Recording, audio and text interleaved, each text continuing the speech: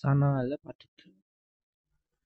සනාල පටක ගත්තට පස්සේ සනාල පටක අපි කතා කරනවා ශෛලම පටකය සහ ෆ්ලෝයම පටක. සනාල පටක වල අපි කතා කරන්නේ ශෛලම පටකය සහ ෆ්ලෝයම පටක. ශෛලම පටකය හැදිලා තියෙන්නේ වාහිනී ඒකක වාහකාභ තන්තු සහ මෘදුස්තර වලින්. අපි මේකෙදි වාහකාභ සහ වාහිනී ඒකක මේ දෙක ගැන වැඩිදුර කතා කරනවා. මේවා ශෛලම පටකයේ මෙන්න මේ කියන වාහිනී ඒකක වාහකාභ තන්තු සහ මෘදුස්තර තියෙන්නේ ආවෘත බීජක ශාකවල. ආවෘත බීජක ශාකවලයි ඇතැම් විවෘත බීජක ශාකවල. මේ ඇතැම් විවෘත බීජක ශාකවල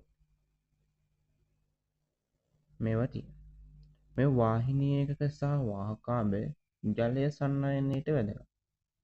මොකටද ජලය සන්නයනයට? මේ තන්තු සන්ධාරණ වෘත්තයට වැදගත්. සන්ධාරක ශක්තිය සපයන. මේ මෘදුස්තර ශෛලවල පළවෙනියටම මේක සංචිත කෘත්‍ය ඉටු කරන්න දායක වෙනවා. ඒ වගේම මෘදුස්තර අරීය ජල පරිවහනයටත් දායක වෙනවා. මෙන්න මේ වාහිනී ඒකක සහ වාහකාභ ජලය සන්නයනයට වැදගත් වගේම මේවා අජීවී සෛල. මේවා අජීවී සෛල.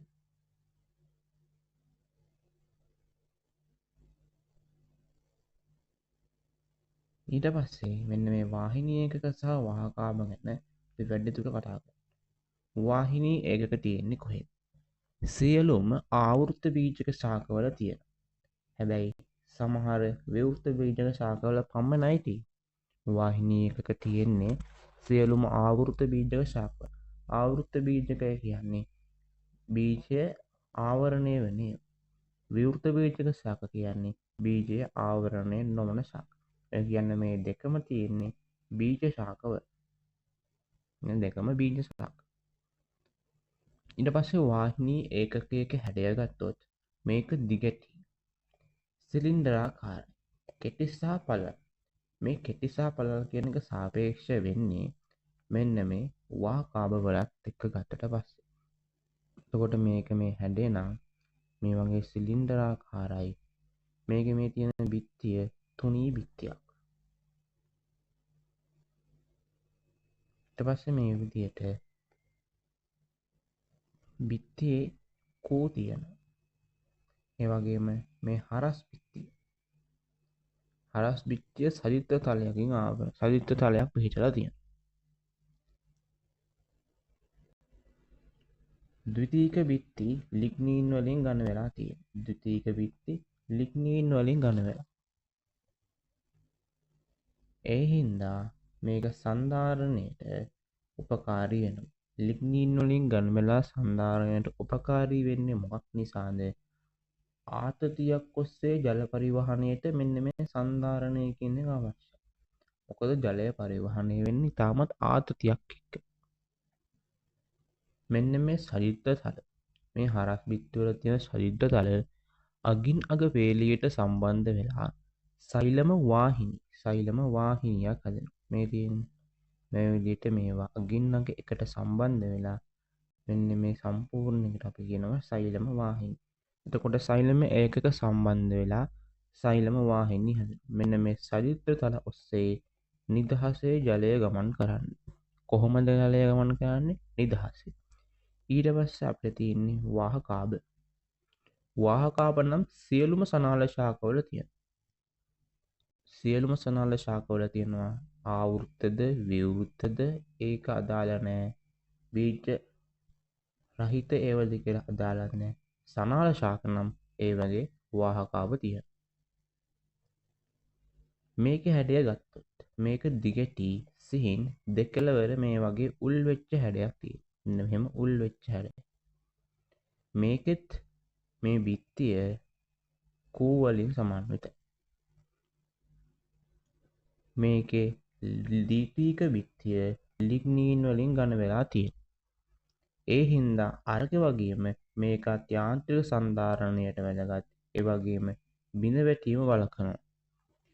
ඒ කියන්නේ ජලය ගමන් කිරීමේදී මේක බිඳ වැටෙන එක මෙන්න මේ ලිග්නීන් වලින් ද්විතීයික බිත්තේ ගන්න වෙලා තියෙන එකෙන් වැළකෙනවා. බිඳ වැටීම වැළකෙන. යාන්ත්‍රික සන්ධාරණයට අවශ්‍යයි.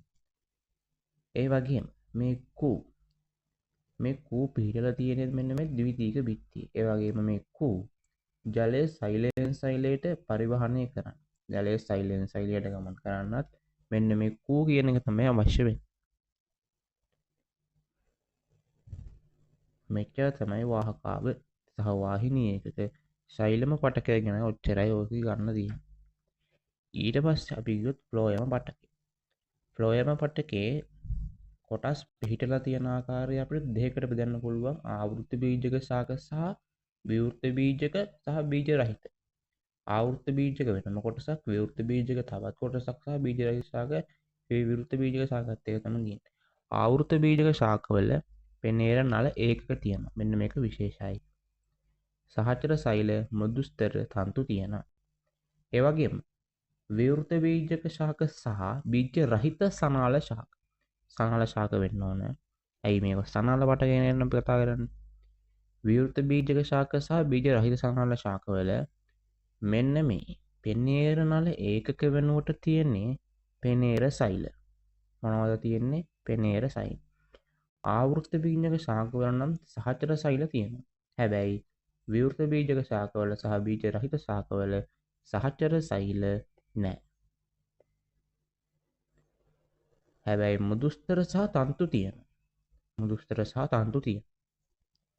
මේ තන්තු අජීවී, ඉතුරු සියල්ල සජීවී සෛල. තන්තු විතරයි අජීවී.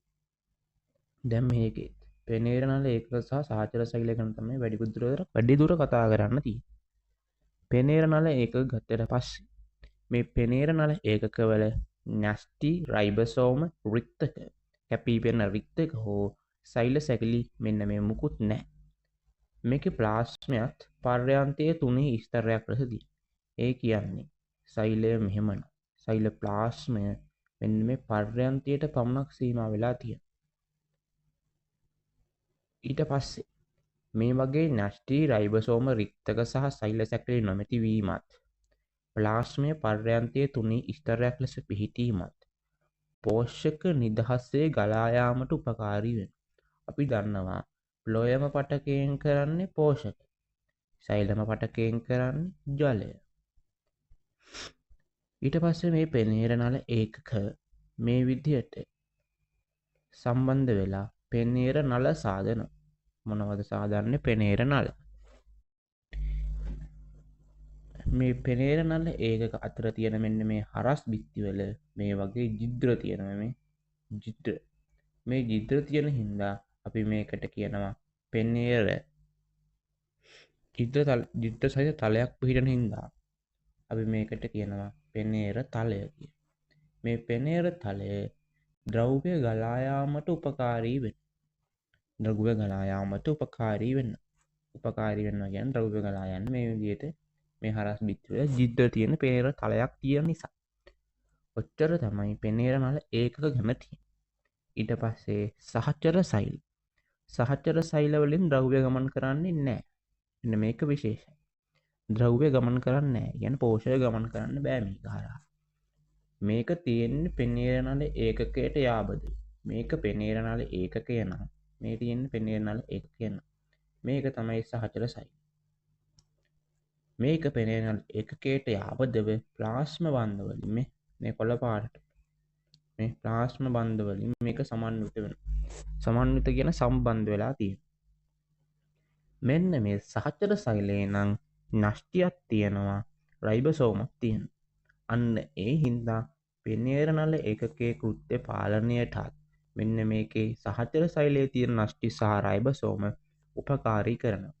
මොකද පෙනේර නල ඒකකයේ මෙන්න මේ පෙනේර නල ඒකකයේ මේ න්‍යෂ්ටි රයිබසෝම කියන්නේ ඒව නැහැ.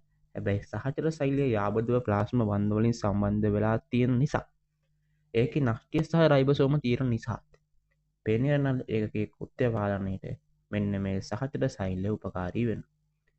ඒ වගේම සහචර සෛල ෆ්ලෝයම බැර කිරීමේදී සහ හැර කිරීමේදී දායක වෙනවා. ෆ්ලෝයම බැර කිරීමේදී ඇතැම් විටකද ෆ්ලෝයම හර කිරීමේදී ඇතැම් විටකද දායක වෙනවා. මෙච්චර තමයි ෆ්ලෝයම පටකය ගැන තියෙන්නේ. සනාල පටකය ගැන තියෙන්නේ මෙන්න මෙච්චර. මෙන්න මේ ටික විතරයි.